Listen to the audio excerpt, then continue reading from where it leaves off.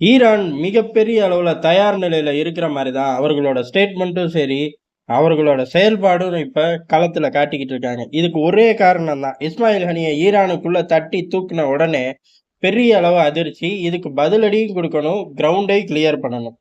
ஏன்னா உள்ளூர்ல இவ்வளவு பெரிய ஓட்டைய வச்சுட்டு நம்மளால எதையும் சாதிக்க முடியாதுன்னு பெரிய அளவு கிரவுண்ட கிளியர் பண்ணிக்கிட்டு இருந்தார்கள். தாக்குதல் தயார் நிலையில இருந்திருப்பார்களாட்டுக்கு. அப்பதான் ஹசன் நஸ்ரல்லாவ தட்டி தூக்குனார்கள். இம்மீடியட்டாவே இவ்வளவு பெரிய அளவுல தாக்குதல்கள ஆரம்பிச்சுட்டார்கள். இதுக்கு காரணம் ஏற்கனவே முன்கூட்டியே ஒரு பெரிய தயார் நிலையில இருந்தது தான். இப்ப ஈரானும் அத நோக்கியே தான் செல்லுது. ஏன் அப்புட்ன்னா, லெபனான்ல நடக்கக்கூடிய அத்துமீறல்களும் சரி, காசால நடக்கக்கூடிய அத்துமீறல்களையும் சரி நிறுத்தணும். அதே சமயம் ஈரானுக்குள்ள இன்னொரு தாக்குதல் நடந்துச்சு பார்த்துக்க, பெரிய அளவு தாக்குதல திருப்பி நாங்க குடுப்போம் அப்படின்னு சொல்ட்டார்கள். சரி, முதல் தாக்குதல்ல எந்த ஒரு சேதாரமும் இஸ்ரேலுக்குள்ள பெருசா ஆகல. 2வது தாக்குதலும் அதே போல தான் இருந்துச்சுன்னு முதல் கட்ட தகவல்கள் வெளியில வந்துச்சு. அடுத்த கட்டம் இப்ப இஸ்ரேலே வெளியில வந்து சொல்ல ஆரம்பிச்சிருச்சு. அதாவது அவர்களோட அணு ஆயுத மையத்துல ஒரு சைபர் அட்டாக். அதோட தாக்கம் என்ன அப்படிங்கிறத என்குயரி ஓடிக்கிட்டு இருக்குன்னு சொல்லி பெஞ்சமின் நெதன்யாகுவே பதிவு பண்ணார். இப்ப ஐடிஎஃப் சீஃபே வந்து விமான தளம் தாக்கப்பட்டது உண்மைதான். ஆனா பெரிய அளவு சேதாரங்கள் இல்லை அப்படின்னு சொல்லி முடிச்சுட்டார். எப்பயுமே நியூட்ரலைஸ் பண்ணிட்டோம் அப்படின்னு சொல்லுவார்கள். இப்ப அதுக்கு வேலையே இல்ல. வந்தது ஹைப்பர்சோனிக் மிசைல்கள், பெரிய அளவு எண்ணிக்கைகள். அதனால அங்க உள்ள ஏர் டிஃபென்ஸ் சிஸ்டமும் தடுமாறிருச்சு. இதுக்கு நடுவுல ஈரான் ஒரு அறிவிப்பு விட்டுச்சு. என்ன அப்புட்ன்னா, நாங்க விமான தளத்த இயங்க முடியாத அளவு தாக்கிட்டோம். பெரிய அளவு விமானங்களும் சேதம் ஆயிருச்சு அப்படிங்கிறதோட அவர்கள் நிறுத்திக்கிட்டார்கள்.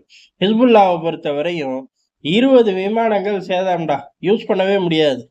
இந்த விமான தளம் ஆப்பரேஷன் கொண்டு வரதுக்கு நாட்கள் பிடிக்கும் அப்படின்னு சொன்ன கையோட, அவர்கள் அதாவது 3 பேரும் சமகாலங்கள், சில மணி நேரங்கள் இடைவெளியில ஒவ்வொரு ஸ்டேட்மெண்ட்ட ஜோரோட ஏறக்குறைய 140 ராக்கெட்ட இஸ்ரேல நோக்கி ஹிஸ்புல்லாவும் ஏவிட்டார்கள். இதுல இன்னொரு சம்பவம் என்னன்னா, எல்லைகள்ல தீவிரமா சண்டை நடக்குது. இந்த பக்கம் மெயின்லேண்ட நோக்கி பெரிய அளவுல 140 அப்படிங்கிற ஒரு பெரிய எண்ணிக்கையில இவர்கள் பங்குக்கு இவர்களும் ஏவிட்டார்கள். ஒரு கடுமையான சிக்கல், நெருக்கடி நெருங்கிருச்சு.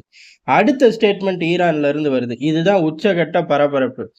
இந்த பக்கம் 140 ராக்கெட் ஃபயர் பண்ண உடனே ஈரான் இன்னொரு ஸ்டேட்மெண்ட்ட சொல்லுது. நாங்க எங்க தாக்குதல முடிச்ச கையோட அமெரிக்காவுக்கு கூப்பிட்டு சொல்லிட்டோம். சுவிட்சர்லாந்து மூலியமா நாங்க சொல்லிட்டோம். இந்த மாரி இஸ்ரேல் எங்கள தாக்குச்சு. பதிலுக்கு நாங்க தாக்குறோம். திருப்பி இஸ்ரேல் தாக்குனா பெரும் தாக்குதல் இருக்கு. இதுக்கு நடுவுல நீ வராத. இது எங்க 2 பேருக்குள்ள நடுவுல பஞ்சாயத்து. இஸ்ரேல பேக்கப் குடுக்குறேன். இல்ல இஸ்ரேலோட இணைந்து வரேன் அப்படின்னு வந்துராதன்னு சொல்லி அமெரிக்காவுக்கு எச்சரிக்கை குடுத்துட்டோம் அப்படின்னு சொல்லி ரொம்ப தெளிவா ஈரானோட வெளியுறவுத்துறை வெளியில வந்து பதிவு பண்ணிட்டார்கள். இப்ப ஆட்டமே வேற லெவலுக்கு மாறி போச்சு. ஏன் அப்படின்னா 2 பிளேயரும் விடமாட்டோம் அப்படிங்கிற ஒரு ஸ்டேஜுக்கு போயிட்டார்கள். இஸ்ரேல பொறுத்தவரை இந்த ஸ்டேட்மெண்ட் வந்ததுக்கப்புறம் பெஞ்சமின் நெதன்யாஹூ ஆகட்டும், இஸ்ரேலோட வார் கேபினட் ஆகட்டும் பதட்டமாயிட்டார்கள். ஏன் அப்படின்னா இதுக்கு பதிலடி இஸ்ரேல் குடுத்தே ஆகும். ஏதோ ஒரு வகையில குடுத்தே ஆகும். மீண்டும் பதிலடிய நம்ம தாங்குவோமா அப்படிங்கிற எண்ணம் வரவும், அமெரிக்காவோட இணைந்து ஜாயிண்ட் ஆப்பரேஷனா கொண்டு போக திட்டங்கள் தீட்டுங்க அப்படின்னு சொல்லி ஐடிஎஃப்க்கு உத்தரவிட்டிருக்கார்கள். இது சம்பந்தமா அமெரிக்கா கிட்டயும் பேசுறார்கள். இப்ப என்ன, ஒரு ஈரானுக்குள்ள 2 தாக்குதல் நடத்துற மாரி. ஒண்ணு இஸ்ரேல், இன்னொன்னு அமெரிக்கா. இல்ல இஸ்ரேல், அமெரிக்கா இணைந்து தாக்குது. இல்ல ஈரான் ஒரு தாக்குதல் நடத்திருச்சுன்னா 2 பேரோட கூட்டுப்படை களத்துல இறங்கும். இந்த மாரி பல தியரிகள இஸ்ரேல் ஈரானுக்கு எதிரா உருவாக்க ஆரம்பிச்சிருக்கு.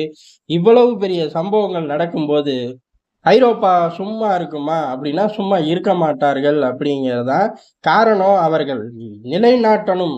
தங்களோட வல்லரசு பதவிய நிலைநாட்டணும்னா களத்துல குதிச்சே ஆகணும். பிரான்ஸ் முதல்ல குதிச்சிருக்கு. தன் பங்குக்கு பெரிய அளவு ஒரு போர்க்கப்பலையும் அனுப்பிச்சிருக்கு. அதே மாதிரி படைகளையும் அதிகரிச்சிருக்கார்கள். எதற்காக அப்படின்னா, எந்த விலை கொடுத்தும் சரி ஈரான்ல இருந்து வர தாக்குதல் இஸ்ரேலுக்குள்ள நுழைய விடாம நாங்க தடுத்தே தீருவோம் அப்படின்னு சொல்லி பிரான்சும் களத்துல இறங்கிருச்சு. தெளிவா ஒரு பய கூட இதை நிறுத்துற திசையை நோக்கி சிந்திக்கல. எல்லா பயனும் இதை வளர்த்து இதுல எப்படி மைலேஜ் எடுக்கணும், இதுல நாம் பெரியாள் நீ பெரியாள் அப்படின்னு குதிக்க ஆரம்பிச்சிட்டார்கள்.